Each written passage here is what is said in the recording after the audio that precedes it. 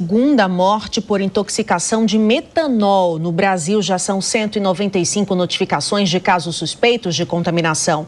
A reportagem é de Camila Yunis. São Paulo teve a segunda morte confirmada por metanol. De acordo com a Secretaria de Saúde, as mortes são de 2 homens, um de 46 anos e outro de 54 anos, ambos na capital paulista. Até a noite deste sábado, foram 14 casos confirmados no estado. A pasta afirmou que são mais de 160 suspeitos. Enquanto isso, a polícia segue com a força-tarefa para identificar as bebidas adulteradas. No sábado, foram realizadas 41 prisões, que ocorreram na capital, em Diadema, Santo André, Jacareí e Jundiaí. Ao todo, 11 estabelecimentos foram interditados. Segundo o governo estadual, 8 estabelecimentos foram suspensos. 6 distribuidoras e 2 bares foram proibidos de comprar e vender produtos. Desde segunda-feira, foram apreendidas 6.900 garrafas. O governador de São Paulo, Tarcísio de Freitas, disse que o contrabando de bebidas é um problema estrutural do país. O problema que diz respeito à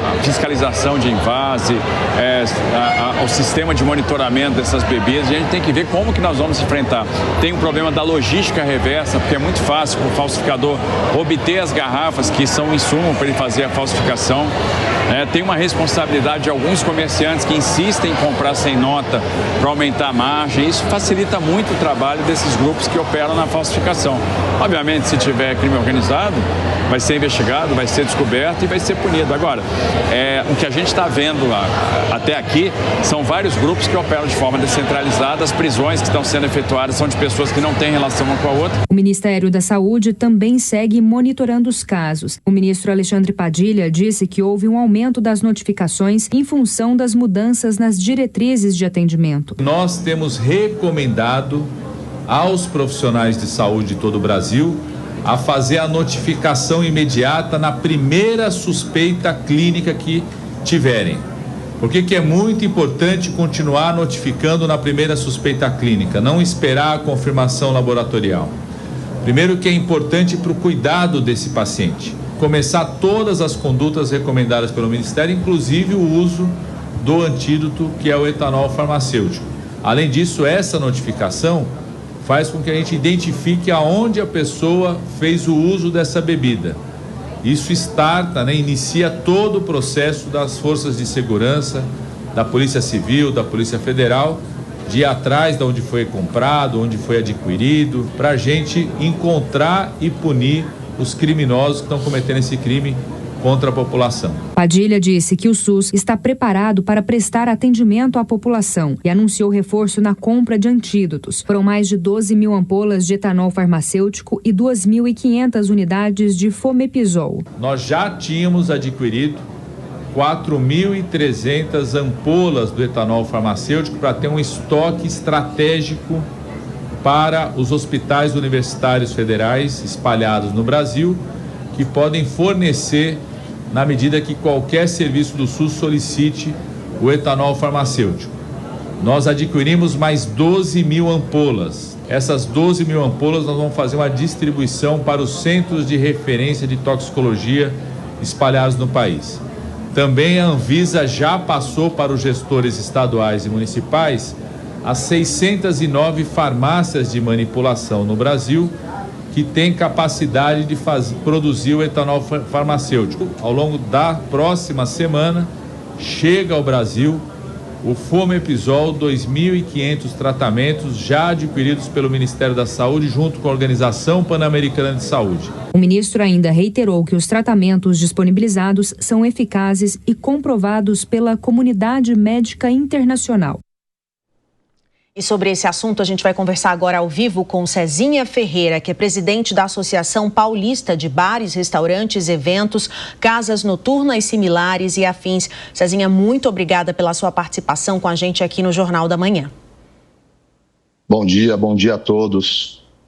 A gente começa falando sobre esse primeiro final de semana pós-metanol. O que vocês sentiram aí? Houve uma redução do consumo de bebidas em geral ou as pessoas apenas estão trocando os destilados pela cerveja, por vinhos? Como é que a associação já está sentindo esse efeito? A gente percebe já durante essa semana, esse final de semana, a gente percebe, lógico, uma preocupação geral né, das pessoas, dos consumidores, no consumo dos destilados, né? Então, alguns associados, alguns bares, restaurantes têm compartilhado já, principalmente o pessoal de bares, de casas noturnas, né?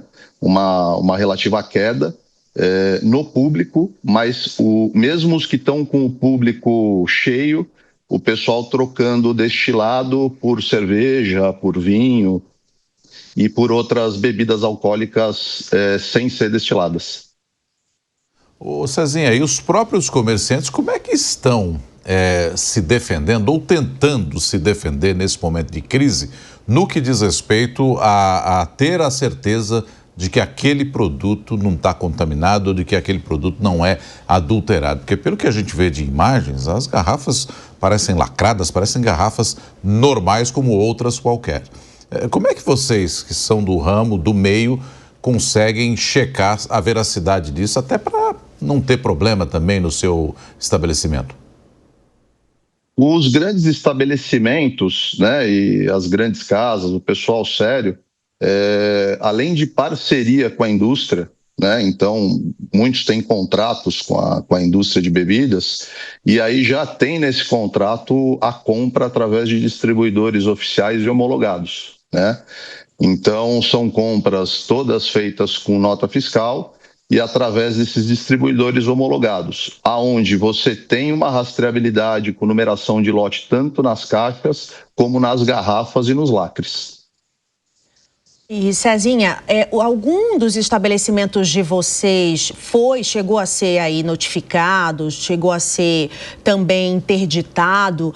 Como é que está acontecendo essa fiscalização? Porque a gente viu que tem milhares de garrafas de bebidas que já foram apreendidas e alguns bares estão reclamando desse aumento da fiscalização por conta dos prejuízos, que muitos estão sendo retirados, essas garrafas estão sendo retiradas sem saber se realmente elas são falsificadas ou não. Como é que o setor está vendo também a atuação do governo? A nossa orientação tem sido, e a Pressa ela tem participado muito em colaboração para a gente entender e tentar ter a história bem entendida o quanto antes possível, né? Porque só assim vai poder dar tranquilidade para todo mundo. Existe essa preocupação com algumas fiscalizações ou atuações hoje pela disseminação de algumas fake news, de desinformação, que eu entendo até que não seja maldade, mas aquele repasse pelo WhatsApp, aonde uma pessoa viu uma informação e não era aquilo. E aí eu acho que o governo está atuando, né? E é uma atuação que precisa ser feita pelo setor público, né? Pelo governo, pelas autoridades. Então a gente tem orientado a todo mundo fazer uma checagem do estoque, né? Confirmar o que já é para ser feito e que todo mundo normalmente já faz, assim, com toda a frequência, né? Habitualmente. E a gente tem cooperado com as fiscalizações com a preocupação só de algumas medidas cautelares, né? O setor público ele tem a obrigação da checagem, de ser contra a adulteração das bebidas, é uma responsabilidade do setor público. Mas a gente não pode sair também penalizando muita gente que trabalha sério, né? Por cautela só. Então, existe essa preocupação sim, a gente está acompanhando, mais do que todo mundo, nós também somos vítimas, né, dessa situação, então a gente tem acompanhado isso aí com a maior atenção possível. A gente teve outros momentos de crise, né? Tivemos aquela crise do chamado bombeirinho, aquele drink feito com groselha em Diadema, há uns 30 anos, teve também uma cachaça também na Bahia, que levou a óbito algumas pessoas e também estava de maneira irregular. O Cezinha, observando essa atual crise do metanol, que há também casos sendo investigados em outros estados, a gente já falou do Rio de Janeiro, falamos de Pernambuco, falamos agora de um caso na Paraíba que também está sob investigação. Qual é a lição que a gente deve aprender nesse cenário? Não só os proprietários de estabelecimentos, mas também os consumidores e as nossas autoridades também que cuidam dos alimentos no Brasil. Que tipo de lição que a gente pode extrair desse caso, dessa nova crise agora envolvendo metanol? Você citou vários casos, né? E normalmente são casos que englobam bebidas onde não tem um bar, uma estrutura por trás, né? Às vezes, muitas vezes de ambulantes, coisas que a gente tem orientado, é uma preocupação, porque em termos de lição para o consumidor, né? Às vezes a pessoa preocupada, quer economizar, vai para o famoso esquenta e antes de ir para um bar, para uma balada, para uma casa noturna, está ali na rua e pega o famoso copão, uma bebida de ambulante que realmente você não tem a mínima ideia da procedência. Então, eu acho que fica uma lição de você realmente entender de onde você está consumindo a bebida alcoólica, o destilado, né? Para o setor público, para o setor em geral, eu acho que tem uma lição importante que é o seguinte: já existe uma orientação e há tempos é sabido que existe realmente um percentual muito grande de bebidas falsas, adulteradas, desencaminhadas no Brasil, né? A grande novidade está sendo a intoxicação por metanol e que merece toda a atenção, né?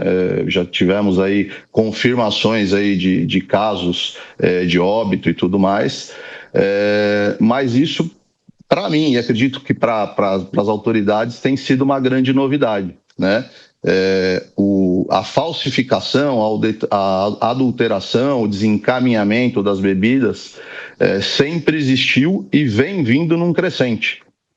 Mas a intoxicação por metanol é a grande novidade e que é o que precisa se descobrir o que aconteceu. Eu acho que assim, a gente tem falado, inclusive eu estou acompanhando a matéria aqui, a reportagem muito boa, a preocupação das autoridades em notificar no primeiro momento, mas a gente também tem que entender quantos casos confirmados tem, né? Os óbitos, porque assim, está tendo muita desinformação. Teve um artista que saiu, que foi internado por intoxicação, depois já saiu que não era, né? Mas cada vez que sai, vai gerando medo e as pessoas vão se preocupando, né? Então, a lição vamos combater essa falsificação que já existe, né? E vamos esperar aqui entender a informação completa desse episódio da intoxicação, né, da contaminação pelo metanol. Muito obrigada, Cezinha Ferreira, presidente da Associação Paulista de Bares e Restaurantes. Um ótimo domingo.